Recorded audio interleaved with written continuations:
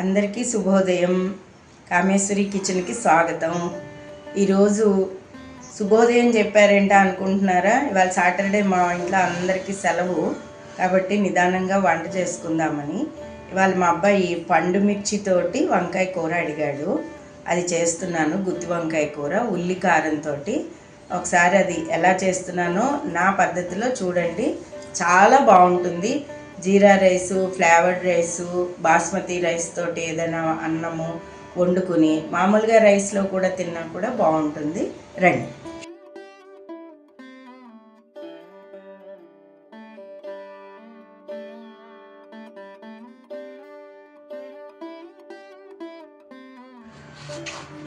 ఇలా గుత్తుల కింద తరుక్కుని ఉప్పు నీళ్ళల్లో వేసుకోవాలి.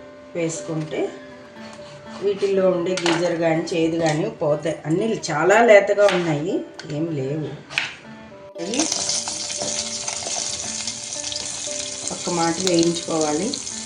దాంతోపాటుగా వెల్లుల్లి రెబ్బలు పేస్ట్ చేసుకోవాలి.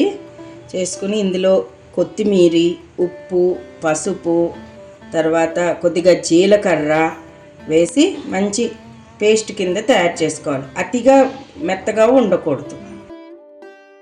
ఇంత పడుతుంది. వేసుకుని బాగా మీల్స్ స్పూన్ పడుతుంది.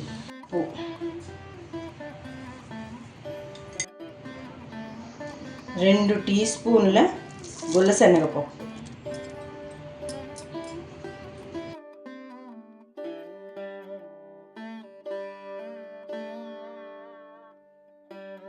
చక్కగా ఇలా విశాలమైన బాండీ ఉండాలి. మూకుడు కానీ గిన్నె కానీ, ఇత్తడి గిన్నెలో వంకాయ కూర సూపర్ అండి.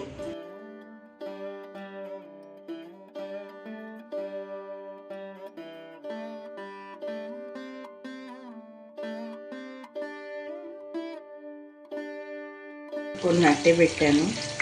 ఇలాగా పెటల్స్ లాగా చక్కగా తరుక్కుని ఇవి కూడా వేసుకుంటే పైన ఇంకా బాగుంటుంది. చక్కగా చాయిస్ ఈజ్ యువర్స్. జీడిపప్పు అనేది ఇలా నీళ్ల పళ్ళాన్ని పెట్టుకుని వదిలేస్తే 10 నిమిషాల్లో కూర అయిపోతుంది. నూనె కాదండి, చింతపండు వాటరు, వంకాయలో వాటరు, ఉల్లిపాయలో వాటరు. దీని మూలాన్ని మీకు ఆయిల్ ఎక్కువగా కనిపిస్తుంది కారం పెట్టిన కూరలలోనూ. రెండోది, ఇదిగో చక్క జీడిపప్పు ఉడికిపోయింది, ఇదిగో వంకాయ ఉడికిపోయింది. ఇంకా ఒక 5 నిమిషాలు మనం ఉంచేసుకుని తినేసేయడమే. వంకాయ పండుమిర్చి సీజన్ కదా, అందుకని పండుమిర్చి, కొత్తిమీర, ఉల్లిపాయ, జీడిపప్పు, ఉప్పు, పసుపు, జీలకర్ర.